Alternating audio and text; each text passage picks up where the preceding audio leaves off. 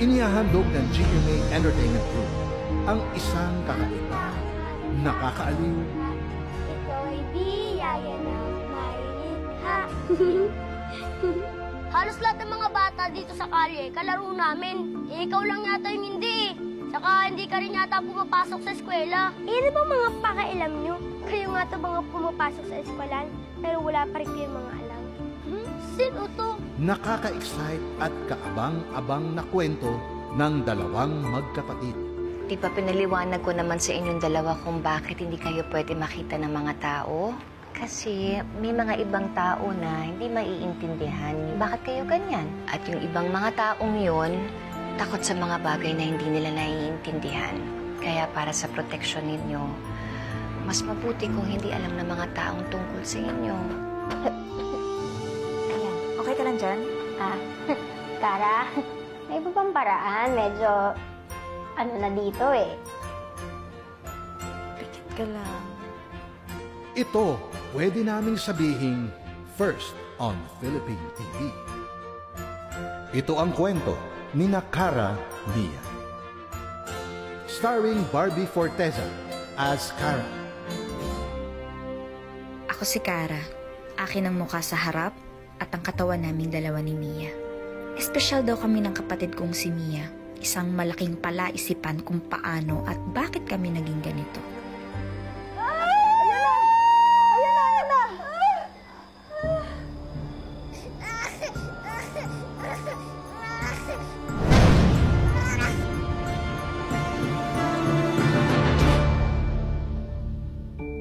Sabi ko naman sa'yo, huwag kang magsasalita at huwag kang magpapahalata. O tignan mo, pinalabas tayo sa exam. Kaya ko naman sagutan yun nang hindi ka nangongopya. Kaya lang naman ako nangopya para sigurado makakuha tayo ng trabaho, di ba? O, asan tayo ngayon? Nasa labas? Mas lalong hindi tayo makakakuha ng trabaho dahil hindi natin natapos yung exam. And Mica de la Cruz as Mia. Eh, kung di mo naman ako sinagot, di sana hindi tayo nakalata, di ba? Kasalanan ko. Ay, kasalanan ko. Ikaw may nahuli, may kausap. Hindi naman ako, di ba? Ikaw ang kausap mo, di ba? Hindi naman nila alam yun, di ba? Ako si Mia, ang muka sa likod ng ulo ni Cara. Naging ganito ang itsura namin dahil kay Nanay Aya at kay Tatay Arthur. Naiiba man kami sa inyong paningin, tiyak kami inyong mamahalin. Also starring Miss Carmina Villaruel.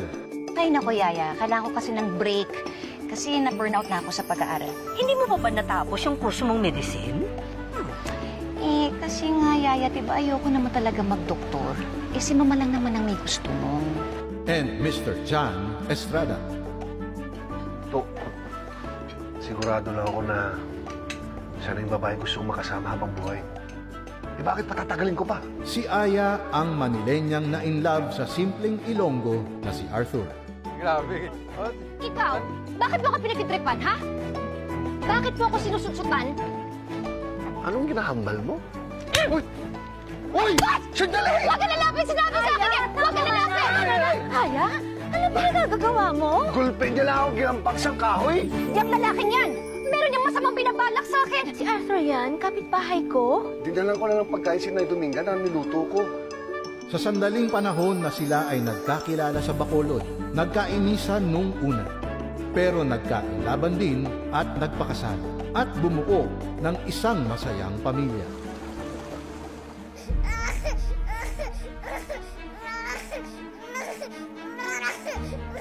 Pero Mia, bakit may inkantong nagsasabing siya ang tatay natin? Anak?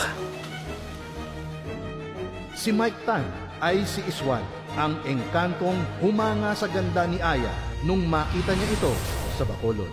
Sa kalaunan ay nabighani siya dito.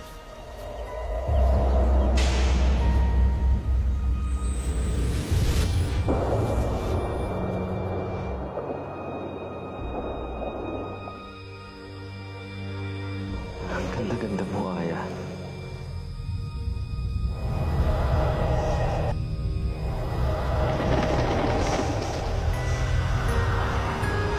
Cara, Tia, mga anak ko kayo. Sumama na kayo sa akin. Matagal ko nang pinangarap to. kumpletong pamilya natin. Simula pa lang na masilayan ko ang inyong ina. Miss Glidel Mercado as Julia, ang slightly crazy ex-girlfriend ni Arthur na hindi papayag na maagaw sa kanya ni Aya si Arthur. Tayong dalawa ang dapat magpakasal at hindi kayo ng Aya ngayon. Sino ka ba? Bakit mo ako sinusundan? Ako lang naman si Julia, ex ni Arthur. Binabawi ko na si Arthur sa'yo. Kaya bumalik ka na sa Manila o kung saan lupalop ka man ang galing. Ikaw ang bumalik kung saang lupalop ka man ang galing. Jack Roberto as Bonnie, ang simpleng taga-Bacolod na may gusto kay Cara pero hindi makapagtapat ng feelings dito. Pasensya na kanina, hindi ko na sila napigilan. Hindi ka dapat nila inutusan eh. Wala nga namang mapaaway ka pa ng dahil lang sa akin. Tatawain ko para sa'yo.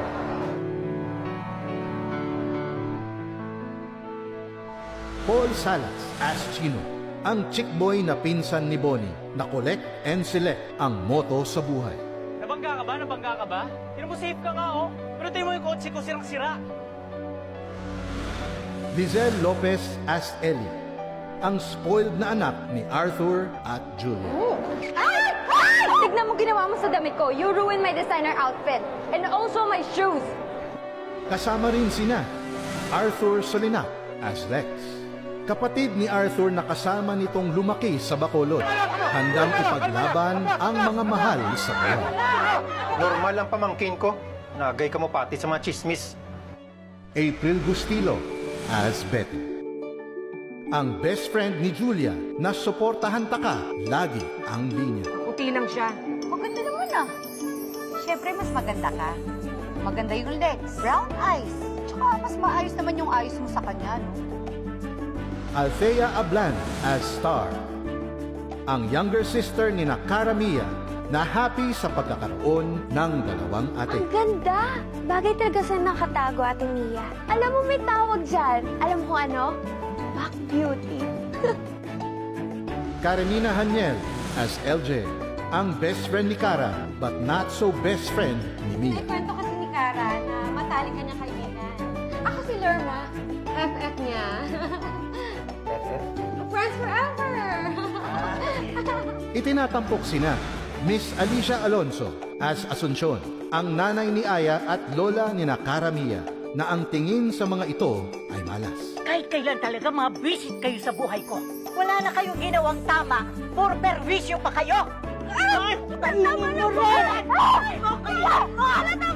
At si Miss Gina Pareño as Corazon, ang mortal na nanay ni Iswal na nagtago sa gubat ng Bacolod upang malayo si Iswal sa mga mapanghusgang mga tao.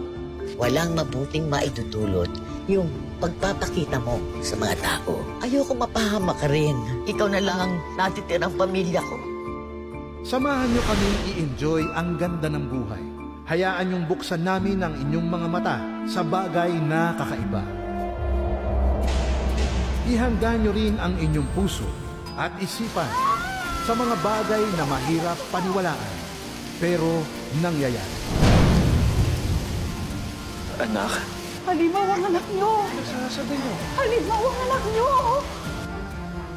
Gusto ko makita ang anak natin.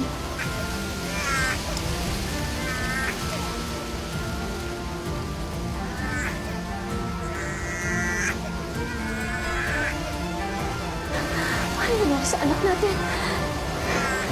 Bakit ganyan ang itsura ng anak natin? Huwag mo sabihin yan. Anak natin siya. Sila.